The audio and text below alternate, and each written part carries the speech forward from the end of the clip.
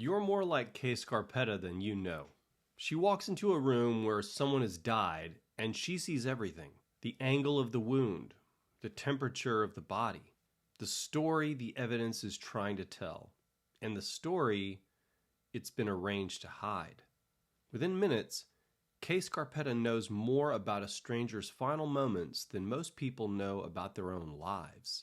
She's built a career, 30 years, 2 timelines, hundreds of cases, on being the voice for people who can no longer speak for themselves. She reads trauma the way other people read weather. Fast, accurate, completely fluent. And here's the thing. The most skilled reader of hidden pain in all of fiction cannot find herself in the evidence. The woman who speaks for the dead has spent decades unable to speak for her own. You already know someone like this. You might be someone like this. Dr. Kay Scarpetta, played by Nicole Kidman in the new Prime Video series Scarpetta, based on Patricia Cornwell's best-selling novels, is the chief medical examiner for Commonwealth of Virginia. She's spent the better part of her adult life in morgues, at crime scenes, in courtrooms, doing the thing that very few people can do, turning death into language, turning what was done to a body into a reckoning. She is, by every measure, exceptional, composed, precise, the kind of person other people want in the room when things get terrible. The show unfolds across 2 timelines, a younger Scarpetta taking her first major case, and an older Scarpetta returning to that same world. What carries across both isn't just the cases, it's the pattern. And there are 3 psychological threads running through Kay Scarpetta. None of them are about forensic science. All of them are about the cost of being the person who never lets anything in. Watch how Scarpetta moves through a crime scene. She doesn't walk in the way you or I would, distressed, disoriented, probably looking away. She leans in. She documents, catalogs, connects. Her attention is total and directed outward, always on the evidence, always on what the world around her is saying. It's a remarkable skill. It's also something else. Notice what happens when the cameras pull back from the work. When there's a quiet moment, a personal conversation, an emotional confrontation with someone she loves, the same intensity that makes her brilliant at a crime scene becomes kind of static. Too much input, too much scanning, nowhere to land. Now, when did you last do that? When did you show up to someone else's crisis with every resource you had, fully present, completely capable, and then not know what to do with a direct question about how you were doing? That pattern has a name in psychology. It's called hypervigilance. Researchers describe it as a state in which the brain's threat detection system never fully deactivates.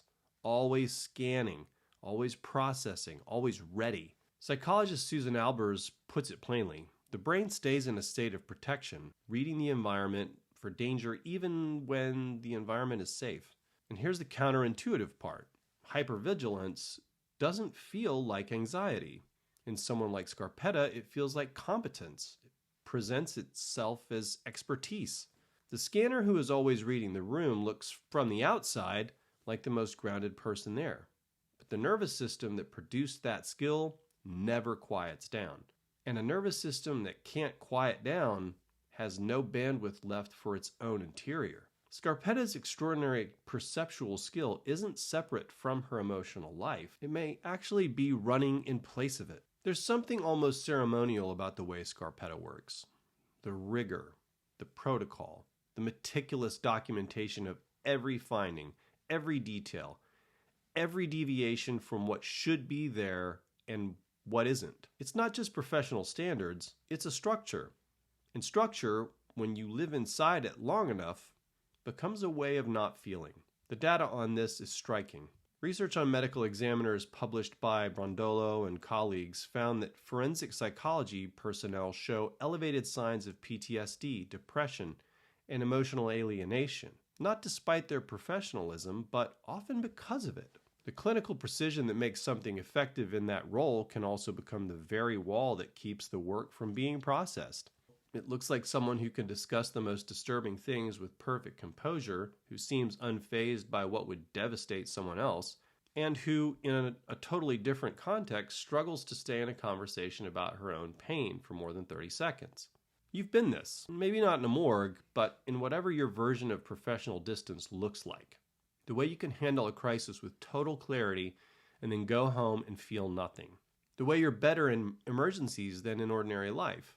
The way you learn somewhere along the way to be the competent one as a strategy. Researcher Charles Figley, who pioneered the study of what he called compassion fatigue, found that sustained engagement with others suffering without adequate processing depletes the capacity for emotional response over time. The toll isn't visible, it accumulates behind the precision. Scarpetta's composure isn't the absence of feeling, it may be the evidence that feeling has nowhere left to go. And here's the deepest irony in Kay Scarpetta's psychology. She spent her whole career making the invisible visible. She gives language to what was done to people who can no longer speak. She insists on being a witness. And in her personal life, with her sister, with the people who are closest to her, she is almost impossible to truly know. Watch the contrast. In professional settings, Scarpetta is fully present, engaged, generous with her attention. She stays as long as it takes. She doesn't look away. But when an emotional conversation turns toward her, toward what she needs, what she fears, what she actually feels, there's a shift, a slight withdrawal. The expert briefly disappears. This pattern is what attachment researchers call avoidant attachment, a relational style in which a person has learned, usually early and usually through loss or repeated disappointment, that depending on others carries risk. John Bowlby, who developed attachment theory, described how the developing self reorganizes around self-sufficiency when emotional needs have gone unmet. The result isn't coldness, it's a very sophisticated system for staying close enough to people to function in relationships while maintaining an interior distance that keeps the deepest self protected. Avoidant attachment doesn't announce itself. It looks like independence. It looks like strength. It looks like someone who has their life together, who doesn't burden people, who handles things. The cost is subtle. Real intimacy requires being seen, and being seen requires lowering the very defenses that feel like identity. You may know this terrain, not necessarily in its clinical form, but in the smaller version. The way you give generously to others and become awkward when someone tries to give back to you. The way you're more comfortable helping than being helped. The way self-sufficiency stopped being a skill and became a wall so long ago you forgot it was built. For Scarpetta, the woman who speaks for the dead, speaking for herself, being truly vulnerably known by a living person, may be the hardest case she's ever faced. The distance isn't protection from other people, it's protection from the part of herself she hasn't yet been willing to examine. Kay Scarpetta is one of the most compelling characters in crime fiction precisely because of her contradictions.